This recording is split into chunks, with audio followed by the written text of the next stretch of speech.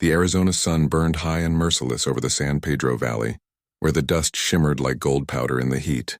The land stretched endless and wild, red mesas and brittle scrub, the distant hum of cicadas echoing like spirits. To most men it was an unforgiving place. To Chayton it was home. He rode along a ridge on his paint horse, a sky dancer, watching the horizon for any sign of movement. His eyes, dark and sharp as obsidian, scanned the landscape not with fear but with habit. Years of hunting, tracking, and fighting had trained him to read the earth like a book. Each broken branch, each print in the sand told a story. Today there was only silence. Chayton was Apache by blood, but to many he was something else entirely. The U.S. Army called him a scout, a man who knew the desert better than any white soldier ever could. They paid him to track outlaws, deliver messages through enemy land, and sometimes, though he hated it, to find other Apaches who'd fled the reservations. That duty gnawed at him. Every time he rode into an Apache camp under the flag of the United States, he felt the weight of betrayal on his shoulders. He'd chosen this path because the wars had taken everything from him: his family, his people's trust, and the woman he once loved. Survival was all that remained. By the time the war between tribes and soldiers had burned itself out, Chayton found himself standing alone among the ashes. He had learned enough of the white man's tongue to trade pelts for flour and coffee, to read a little and to write his name on the army ledger. But in the evenings, when the desert turned to copper light and coyotes howled from the hills, loneliness pressed down harder than any enemy ever had. He built his cabin on a slope above a dry creek, using mesquite logs and adobe. It wasn't much, just one room, a small corral, and a hand-dug well, but it was his. The silence there was both comfort and curse. Sometimes he would sit on the porch smoking a pipe, watching the stars bleed across the night sky, thinking how strange it was that a man who had once lived among the fiercest warriors could now crave the sound of another human voice. The people at Fort Bowie respected him, but kept their distance. To them he was useful, nothing more. The soldiers called him Scout or Red, never his name. The settlers who passed through nodded politely but locked their doors at night. He could not blame them. He carried the aura of a man who had seen too much and spoken too little. His silence made others uneasy. Sometimes he rode into town to buy supplies. That was where he first noticed the stack of newspapers that came in on the stagecoach from the east, pages filled with stories of cities he would never see, wars fought far away, and advertisements for everything from sewing machines to miracle tonics. Among them one day he saw a headline that caught his eye: "Mail-order brides for the frontier, young ladies seeking upright men of character." He frowned, running his calloused fingers over the print. The words felt foreign, foolish even. A man did not buy a wife the way one bought a horse or a rifle. Yet as he rode home that night, the thought would not leave him. What if it wasn't buying, but offering a home, offering safety? Perhaps there was a woman out there as lonely as he was, someone who needed what he had to give, simple though it was. Still, he hesitated. Who would want a half-blood warrior who spoke more with his eyes than his tongue? Who carried ghosts like shadows tied to his back? The idea lingered for weeks, growing roots in the quiet spaces of his mind. One night, after too much mezcal and too much thinking, he lit a lantern and sat at his rough wooden table with a scrap of paper. His hand trembled slightly as he took up a pencil. The words did not come easily. "My name is Chayton. I live near Fort Bowie. I'm Apache and I work as a scout. I have a small home and land. I am a good man.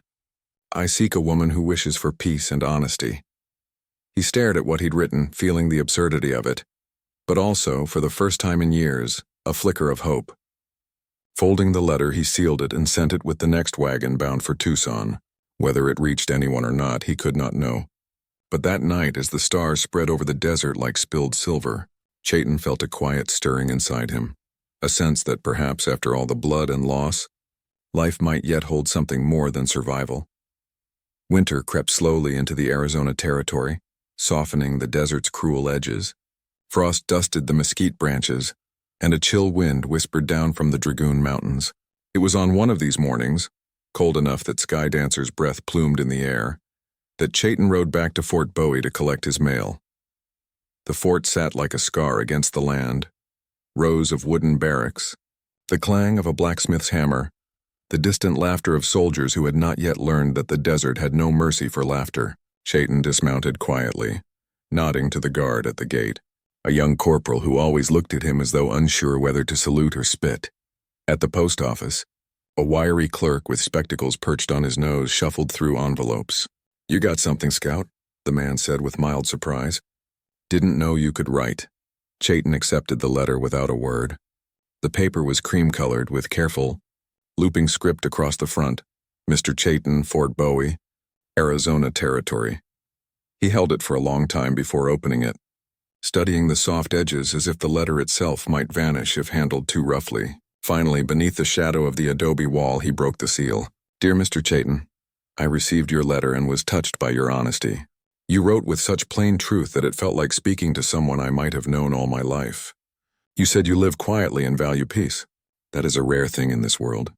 I, too, seek such peace. My name is Eleanor Whitfield. I am 24 years old and was once a school teacher in Kansas. I have lost much, though not to war as you might have, but to misfortune of a quieter kind. Still, I believe that a good life can be made from the pieces that remain. If you will have my correspondence, I would be glad to write again. Yours respectfully, Eleanor." Her handwriting was steady, elegant, like the voice of a woman who had known hardship yet refused to let it unmake her. Chayton read the letter 3 times before folding it neatly and slipping it inside his coat. That night, in the flickering lamplight of his cabin, he found himself staring at the page again, the words drawing warmth into a place inside him long since gone cold. He replied slowly, uncertainly at first, his sentences stiff and simple. But Eleanor's next letter came quicker than expected, and then another followed and another after that. Through winter and into early spring, their words crossed the desert like invisible threads. She wrote about her love of books, of lilacs in bloom, of the way the river near her old home sang in the evenings. He wrote of the desert winds, the cries of the coyotes, the sound of rain when it finally came after months of drought. She teased him gently for his brevity. He told her that among his people, silence was a kind of respect. In her next letter, she said she liked that. She liked him too, though she never said it directly. By March, her tone began to change. "I feel I have come to know you, Chayton, though we have never met. I cannot explain it, but when I read your letters, I feel calm, as though I am standing in the quiet after a storm. I would be honored to share that quiet with you if you still wish it." He read those lines over and over until the candle burned low. For the first time in years, he felt the ache of anticipation, an almost forgotten pulse of possibility. Still, doubt gnawed at him. Would she turn pale when she saw his copper skin, the black of his hair, the tattoos inked upon his arms? Would she see a man or only the savage others whispered about? But he could not let the fear decide for him, so he wrote her one last letter. "Eleanor, if you come, I will meet you in the town of Wilcox. I have built a home with my own hands. It is not large, but it is strong. The desert is hard, but it is honest. If you wish to make your life here, I will protect you and honor you. Chayton." He mailed the letter the next morning, watching the stagecoach vanish into a cloud of dust. Then he began to prepare, cleaning the cabin, mending the fence, brushing Skydancer until her coat shone. It was strange, he thought, to feel nervous like a young brave again. Weeks passed. The desert began to bloom with yellow primrose and purple lupine. Then one cloudless afternoon, as he was chopping wood by the corral, he heard the distant creak of wagon wheels on the road. When he looked up, he saw a stagecoach approaching through the heat haze. A woman in a plain blue dress stepped down, lifting a gloved hand to shade her eyes. Eleanor Whitfield had come. The stagecoach rolled to a stop in a swirl of dust and sunlight. Its wheels creaked as if sighing from the long journey across the desert plains. The horses snorted, tossing their manes, and the driver jumped down with a weary grunt. Chayton stood a few paces away, hat in hand, his heart thudding with a rhythm he didn't recognize, something between fear and wonder. For a moment, he simply stared. The woman who stepped down from the coach was not what he had expected. Eleanor Whitfield was smaller than he'd imagined, her frame slender beneath a modest blue dress faded by travel and sun. A straw bonnet shaded her face, but when she lifted her chin, he saw eyes the color of winter smoke, gray, clear, and haunted. She smiled, polite but hesitant. "Mr. Chayton?" He nodded once. "You are Miss Whitfield." Her gloved hands gripped the handle of her valise tightly. "I am." The driver unloaded her single trunk, tipped his hat, and climbed back onto the coach. The horses lurched forward, and soon the wheels were nothing but an echo fading into the horizon. For a moment silence hung between them. The desert wind carried the scent of creosote and dust, and a hawk circled high overhead. "You have come a long way," Chayton said finally. "Yes," she replied softly, looking out toward the ridges where the heat shimmered. "Farther than I ever thought I would." He offered to take her bag, but she hesitated before handing it over, as though weighing whether to trust him. Her fingers brushed his briefly, a fleeting touch that told him more than words ever could. Her hand was trembling. They rode back to his homestead together, the small wagon bumping over the rough trail. Chayton guided the reins while Eleanor sat beside him, her gaze fixed on the endless horizon. The silence between them was not uncomfortable, only uncertain, like the hush before a storm. From time to time he glanced at her. The desert wind had loosened strands of her hair, and sunlight caught on them like copper thread. She was beautiful, yes, but not in the polished, fragile way of Eastern women.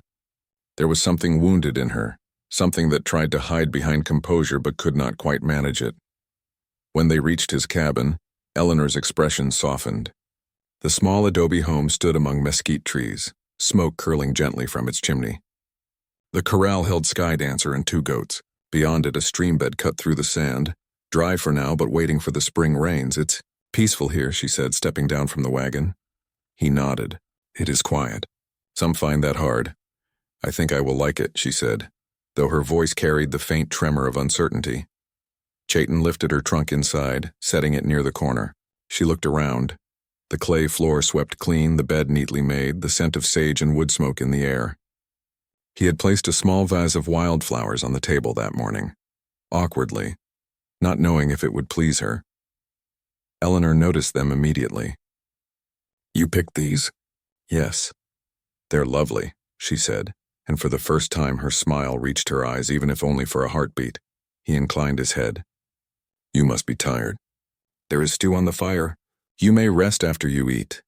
She thanked him, but as she moved to remove her gloves, she paused. Her hands remained hidden beneath the fabric. He pretended not to notice, though the gesture lodged in his mind like a burr under the skin. They ate in near silence. Chayton spoke little, but he watched. Eleanor ate carefully, never wasting a bite, as though food had once been scarce. When he asked if she'd traveled alone, she only said, "Mostly," and looked away. Later, when the sun dipped behind the hills, he showed her the small spare room he had built, curtained off with a quilt. "It is yours," he said. "You can make it as you wish." Eleanor stood in the doorway, the lamplight falling across her face. "You're very kind, Mr. Chayton." "Just Chayton," he said quietly, her lips curved faintly. "Then you must call me Eleanor."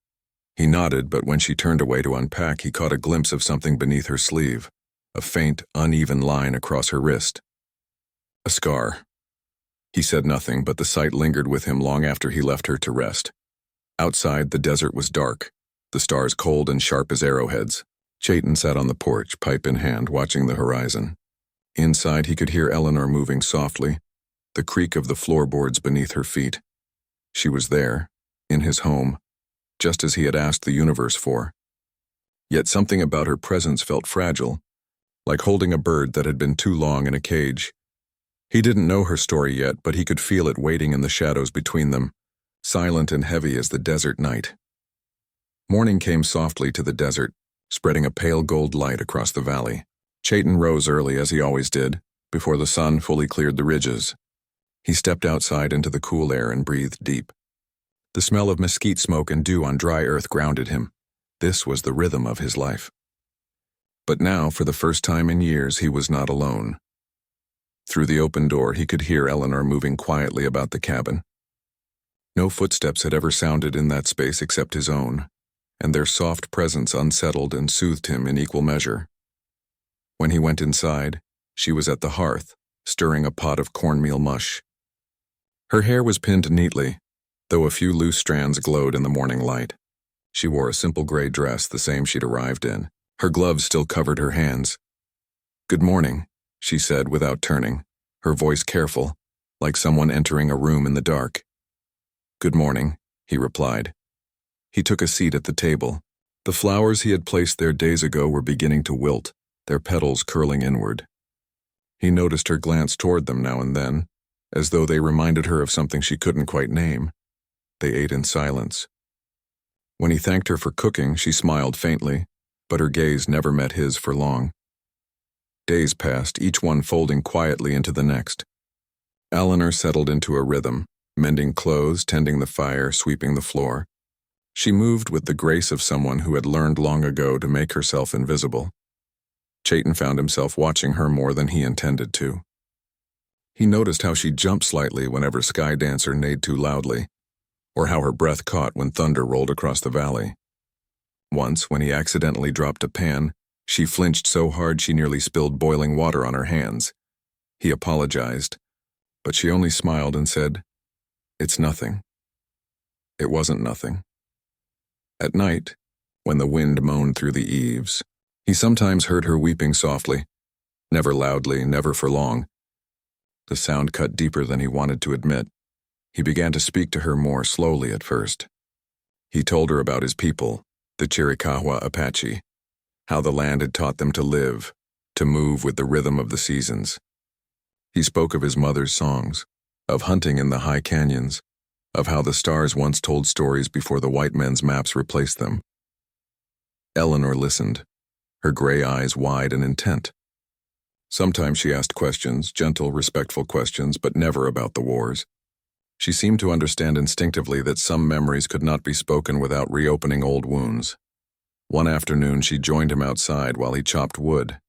The sun was fierce, the kind that bleaches bones white in a day, but she stood nearby in her bonnet and gloves, watching quietly. "May I try?" she asked suddenly. He hesitated. "The axe is heavy." "I can manage." She took it from him, her stance unsteady but determined. He guided her hands, showing her how to grip the handle. For a moment his fingers brushed the soft leather of her gloves, and she froze, not from discomfort but from the tension of being touched. "You are safe," he said softly, without knowing why he needed to say it. Her eyes flicked to his, and for a heartbeat something unspoken passed between them. Recognition, maybe, or trust beginning to stir. Then she nodded and brought the axe down, splitting the log cleanly. He smiled slightly, strong, her lips curved just enough to show the ghost of a smile. "I've had practice." That night the desert wind rose again. The sound of it through the chimney made the cabin feel small, almost fragile. Eleanor sat near the fire sewing quietly, while Chayton smoked his pipe in silence. The flickering light danced over her face, revealing the faint shadows beneath her eyes. He noticed, too, the way her sleeves always fell just so, never riding up her arms, never revealing the skin beneath.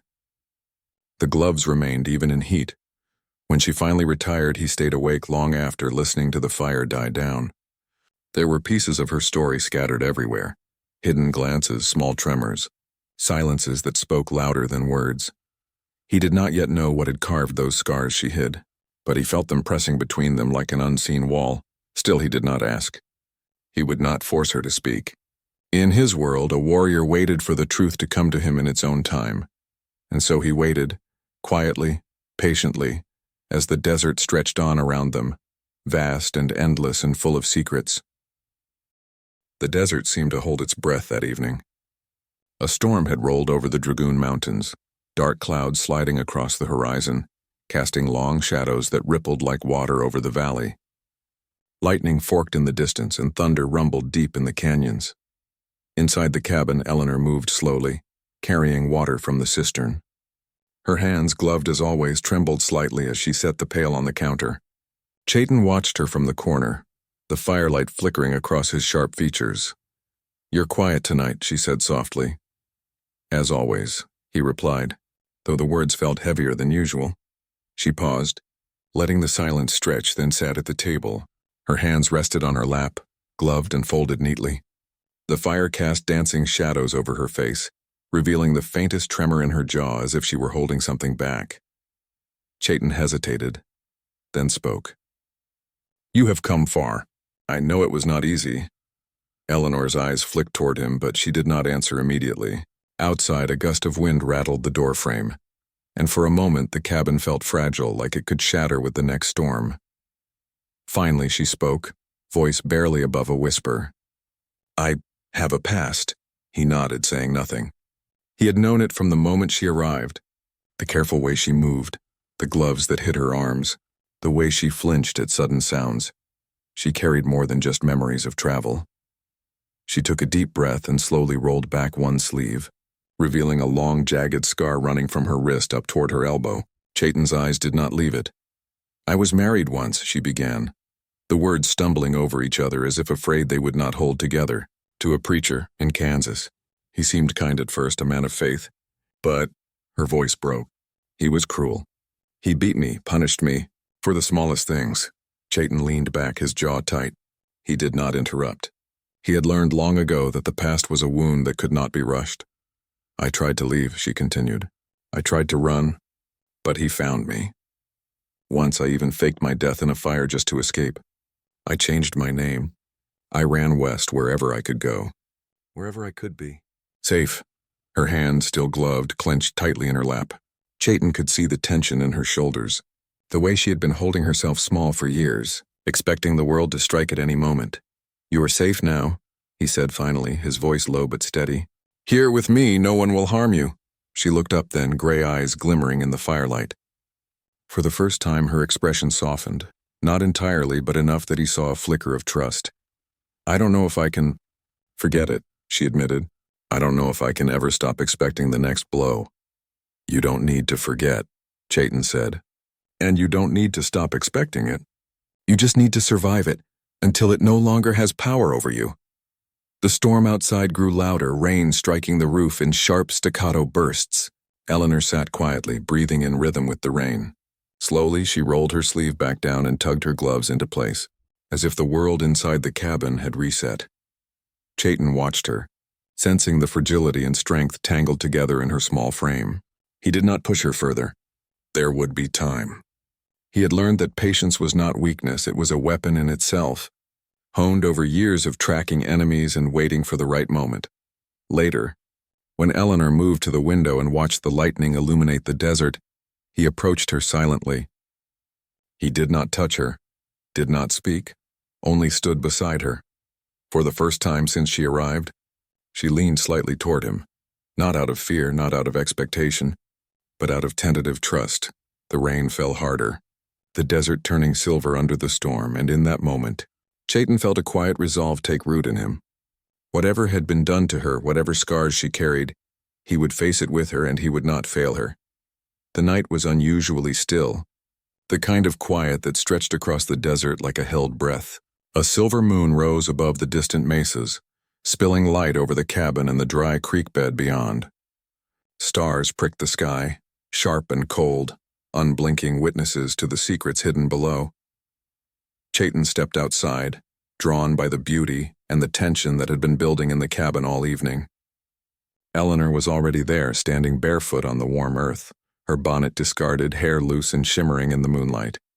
She looked smaller than usual, delicate against the vast desert, and yet there was a strength in her posture, a stubbornness she could not hide. Chaitin, she began, her voice trembling but firm. I need to tell you the rest, all of it. If I don't, it will never leave me. He nodded, saying nothing. His hand rested lightly on the post of the porch, steady, a silent anchor in the night. She took a deep breath, letting the cool wind wash over her face. When I married him, she said, I thought I had found safety. I thought I could trust him because he was a man of God. But it was all a lie. He punished me for living, for speaking, for thinking. Every mistake was an excuse. Every glance of defiance. A crime. Chaitin listened, silent and unflinching. He had seen cruelty before, had smelled it on the wind after a skirmish, had felt it in the scars of friends who would not survive. But this was different. This was the kind that left no marks visible to the world, only hidden beneath skin and memory. I tried to leave, Eleanor continued, her voice barely audible over the distant cry of a coyote. I ran from town to town. I changed my name. I burned letters. I fled so far that even I sometimes thought I would never find a place to rest. She looked down, hands clenching the fabric of her dress. And then, I found your letter. Your honesty, your words. They promised something I had not dared to hope for. Safety. A home. A life that was mine to claim. Chayton stepped closer, though still keeping space between them. And now? He asked softly. Her gray eyes lifted to his, glimmering in the moonlight. Now, I am here, but I am afraid. Afraid that the past will find me. Afraid that I will betray your trust by being broken. You are not broken, he said, voice low and steady. Not if you survive. Not if you continue to move forward. The past is yours to remember, but it does not get to dictate your life here. She shivered, though the desert night was warm. I don't know if I can trust again, she admitted. I don't know if I can let someone see me. The real me, Chayton's gaze softened. You've let me see enough, he said. More than you think. And I will not leave, Eleanor. Whatever comes, I will face it with you. For a long moment, the only sound was the whispering wind and the distant roll of thunder over the mesas. Then Eleanor took a step closer, careful, deliberate. She let her hand brush against his, and he held it lightly, firmly, letting her feel the steadiness of his presence. The moon cast long shadows across the cabin yard, illuminating the small, delicate scars she tried to hide. Chayton did not flinch. He only held her gaze and gave her the unspoken promise that she would not face her fears alone. Finally, she exhaled, a trembling breath that seemed to carry decades of tension. I am afraid, she whispered again. But I want to try. Then we try, Chayton said. His words were simple, but they carried the weight of all he had endured and all he intended to endure for her. The desert night stretched on, fast and indifferent, yet for the first time it felt like a witness to something gentle, something fragile yet unyielding, the beginning of trust, of hope, of life reclaimed from the ashes of fear. Eleanor leaned slightly toward him, enough that the contact was intimate without words, and for the first time since she arrived, she allowed herself to feel safe. Chayton, standing firm beside her, felt the pulse of her fear and hope intertwine with his own. Two lives, scarred and weary, beginning to move forward together under the indifferent, eternal moon. The night was no longer just a vast silence. It was a promise. Spring had settled fully over the desert, painting the mesas with streaks of gold and green. The mesquite blooms hung heavy in the air, filling the canyon with a faint, sweet scent. For a time, Chayton and Eleanor moved together in cautious harmony, tending the cabin, feeding Sky Dancer, and exploring the edges of the creek bed. Trust was growing, fragile but steady, like new shoots pushing through the dry soil. But the past has a way of finding those who try to escape it. One morning, a rider appeared on the horizon, a lone figure atop a chestnut horse. Dust trailed behind him, clinging to the horse's legs and the hems of his long coat. Chayton noticed the glint of a rifle slung across his back and the hard, unyielding set of his shoulders. The man's approach was deliberate, slow, and purposeful, a predator seeking prey. Chayton narrowed his eyes, hand resting on the hilt of his knife. Something in the man's bearing set every nerve on edge. This was no ordinary traveler. He was searching, hunting, tracking, and he would not stop until he found what he sought. Eleanor, standing in the doorway of the cabin, stiffened as she saw the rider. Her eyes widened, and for the first time since arriving, fear overtook her composure. It's him, she whispered, her voice tight. The preacher. He's found me. Chayton's jaw tightened. How far behind him did you think he'd be?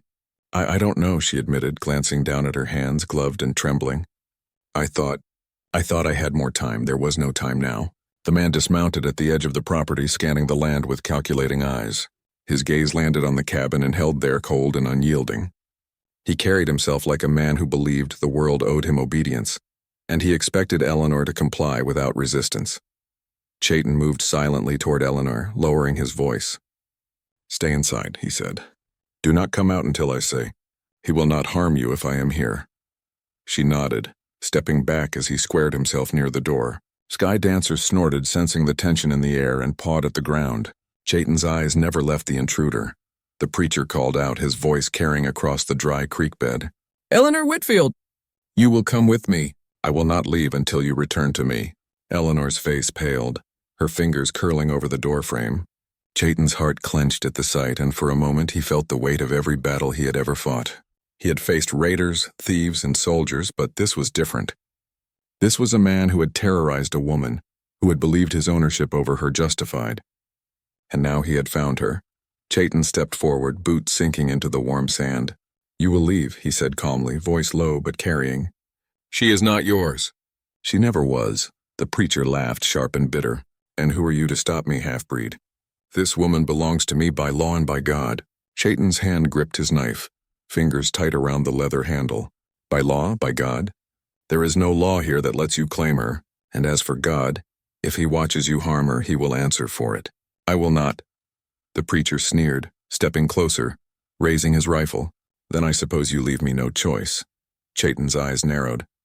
He could see the faint twitch in the preacher's trigger finger, the arrogance in his stance. Years of training, of fighting in canyons and deserts, of reading every subtle movement, had prepared him for this moment. The wind shifted, carrying the scent of dust and sage. Sky Dancer stamped her hoof, sensing the battle to come. Chayton adjusted his weight, ready to move. He was a warrior, yes, but this time he fought not for survival, not for honor, but for Eleanor. For her safety, and he would not fail. The air was thick with tension, the desert holding its breath as the two men faced each other across the sun-baked earth. Sky Dancer pawed at the dirt, nostrils flaring, sensing the storm of violence that was about to erupt. The preacher's rifle gleamed in the sunlight, but Chayton's eyes were sharper, reading every twitch, every subtle weight shift. You will not take her, Chayton said, voice low and steady, carrying the authority of someone who had fought countless battles and survived. The preacher spat into the dust. I will do what is mine.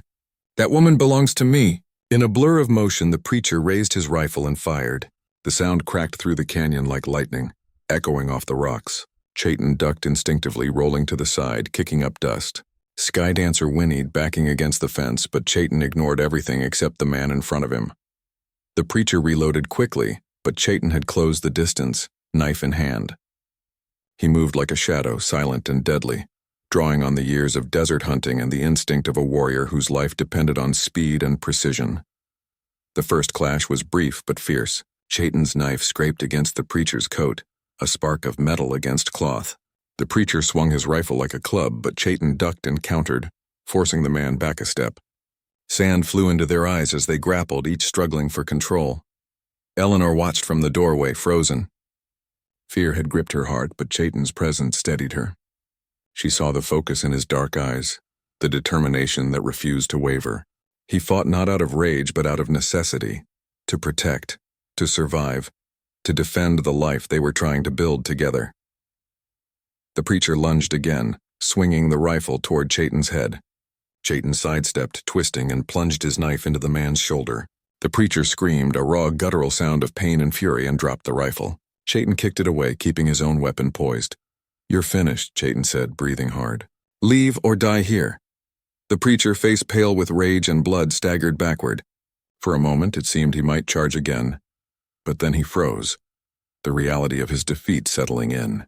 His hands shook, and he realized he was no longer the hunter but the prey. Eleanor rushed forward, voice trembling. Chayton, is it over? He nodded, knife still raised, eyes never leaving the man who had terrorized her. Slowly, he sheathed the blade. The preacher collapsed to his knees in the dust, defeated and humiliated. Chayton stood over him, chest heaving. Leave, he said again, and never return. The preacher, understanding that no law, no God, and no threat would aid him here, staggered to his horse. Chayton watched him mount, trembling with rage and exhaustion. Then, with a final glare, the man spurred the horse and disappeared down the winding trail, leaving only dust and the echo of his rage. The desert exhaled. Sky Dancer whinnied softly, pawing at the ground, and Chayton let his shoulders relax, though the tension lingered like a shadow in his muscles. Eleanor approached cautiously, tears in her eyes. You're safe, he said, voice gentle but firm. Yes, she whispered, trembling, her gloved hands clutching his. Because of you. He held her close, feeling the fragility of her frame against his, the tremors of fear slowly subsiding. We survive this, he said, and we will survive anything else that comes. They stood together in the fading sunlight, the desert stretching endlessly around them. The storm had passed, leaving a sky painted in streaks of violet and gold. Chayton finally allowed himself to breathe fully, realizing that the battle had not just been with the preacher. It had been with the shadows of fear and the past that haunted Eleanor. Now, for the first time, the desert seemed calm again. They had faced the fire together, and though the scars remained on the earth and in their hearts, They had survived. And survival, Chayton knew, was only the beginning. The next morning dawned gray and heavy, the desert cloaked in stillness after the violence of the night before. The wind carried the faint scent of ash and gunpowder, reminders of what had taken place. The preacher's body lay half a mile from the cabin, where he had fallen after circling back in one last desperate act of vengeance. When Chayton found him at sunrise, the man's eyes were open, fixed on the pale sky, as though still demanding answers from a god who had stopped listening. The rifle lay beside him, useless now, its barrel buried in the sand. Chayton stood over him for a long while, silent. Death no longer shocked him, it never had. But this death felt different. It was not the end of an enemy. It was the closing of a chapter in Eleanor's torment. He returned to the cabin. Eleanor sat near the hearth, her hands wrapped around a tin cup of coffee gone cold. Her eyes were red, but her posture was steady. She looked up when he entered. "Is it done?" she asked. "Yes," he said. "He will not return?" She exhaled, a sound somewhere between a sob and a sigh. For a long time, neither spoke. The fire crackled quietly between them, the only sound in the still cabin. Finally, Eleanor set down the cup and stood. "I want to see him," she said. Chayton hesitated. "You do not need to." "I do," she said firmly. "Not for him, for me." He understood. Sometimes, to bury the past, one had to face it first. They walked together through the pale morning light, the sky low and washed in muted pinks. The preacher's body lay where Chayton had left it, the desert wind brushing sand over his boots. Eleanor stopped a few feet away, her face unreadable. She stood there for a long time, looking at the man who had once owned every breath she took. Then she knelt, not to weep but to reclaim herself. "I thought you were the voice of God," she whispered. "But you were only a man, small and cruel and afraid." She rose, straightening her shoulders. "And I am done fearing you." Chayton watched in silence, the wind tugging gently at her hair. There was something powerful in her stillness, something he had not seen before. When she turned to him, her eyes were clear, as if a weight had finally lifted. "Will you help me?" she asked. He nodded. "Yes." Together they dug the grave in silence. The desert soil was hard, unyielding, and each shovelful felt like a test of endurance. The sun climbed higher, the heat pressing against their backs, but they did not stop. When the hole was deep enough, they laid the preacher's body inside. No prayers were spoken. The wind itself seemed to whisper the only eulogy needed. They covered him with earth until nothing remained but a mound of sand and a single unmarked stone. When it was done, Eleanor stood at the edge of the grave, eyes fixed on the horizon. "He was a man who believed himself righteous," she said quietly. "But there is no righteousness in cruelty." "No," Chayton replied. "Only power and fear of losing it." She turned to him, and for the first time she smiled, small but real. "Then let him be forgotten." Chayton looked out across the valley where the wind was already smoothing the sand, erasing their footprints. The desert forgets everything given time. They walked back together side by side. The silence between them no longer felt heavy, but peaceful. The air smelled of rain from distant clouds drifting over the mountains. When they reached the cabin, Eleanor paused at the threshold and looked around. The mesquite trees, the weathered porch, the small corral with Sky Dancer grazing quietly. Her lips trembled slightly, but her voice was steady. "This is my home now," she said, "if you'll still have me." Chayton met her gaze, dark eyes steady. "You were home the moment you arrived." She stepped closer, close enough that their hands brushed. No words were needed after that. As the sun climbed high, they stood together on the porch, the grave already vanishing into the endless desert behind them. The past at last was buried, not forgotten but no longer ruling their lives. The desert woke slowly that morning, the sky a pale wash of pink and gold. Chayton stepped onto the porch of his cabin, the boards warm beneath his boots, and inhaled the dry, fragrant air. For the first time in months, the weight of the past felt lighter, as if the desert itself had absorbed some of it overnight. Eleanor joined him quietly, bare hands brushing the railing. The gloves were gone, tucked away, and she carried herself with a tentative ease he had never seen before. Her eyes met his, and there was no fear there now, only a cautious serenity. "Morning," she said softly, letting the words linger between them. "Morning," Chayton replied. They moved together toward the small garden he had begun cultivating near the creek bed. Corn and squash had begun to sprout. and wildflowers stretched their first fragile stems toward the sun. The sight brought a rare smile to Eleanor's face, one that seemed to blossom naturally rather than hide behind caution. "I never imagined life could feel simple," she admitted, brushing dirt from her hands. "After everything, I thought I would only ever run." "You've stopped running," Chayton said, voice quiet but firm. "And you never have to again." Sky Dancer grazed nearby, ears flicking at the sound of their voices. Chayton reached out to stroke her mane, and Eleanor stepped closer to watch, her hand brushing his. The moment was ordinary, domestic, and yet it carried a weight neither of them had dared imagine months ago. In the afternoons, Eleanor began teaching the children of the nearby Apache settlement. She had brought books with her, and slowly, the sound of laughter and the clatter of lessons filled the space that had once only echoed with silence. Chayton watched from the porch sometimes, arms crossed, a faint smile tugging at his lips. The desert seemed to hum around them, alive with a quiet approval. At night, they would sit together outside the cabin, the stars unfolding like silver embroidery over the mesas. Eleanor spoke of her past carefully, without the weight of fear, and Chayton shared his stories, tales of the land, of his people, and of battles that had shaped him. Their voices intertwined with the wind, soft as a lullaby, and the desert held them in its embrace. One evening, after a particularly long day of teaching and chores, Eleanor leaned her head against his shoulder. "I never believed in hope," she said quietly. "Not for me. But now." Her words trailed off, replaced by a contented sigh. Chayton's hand found hers. "Hope isn't something you find," he said. "It's something you build. Together." The seasons shifted, and with each one the scars, both seen and unseen, began to fade. Eleanor no longer hid her arms entirely. The gloves were reserved for the harsh sun or dusty days. Chayton learned every nuance of her expressions, the flicker of worry, the spark of laughter, the quiet strength beneath the fragility. And slowly, the desert itself seemed to transform. What had once been a lonely, unforgiving landscape became a place of life, growth, and sanctuary. Their home, small and humble, thrummed with warmth, the creak of boards beneath feet, the scent of sage and baked bread, the laughter of children, the neigh of Sky Dancer in the corral.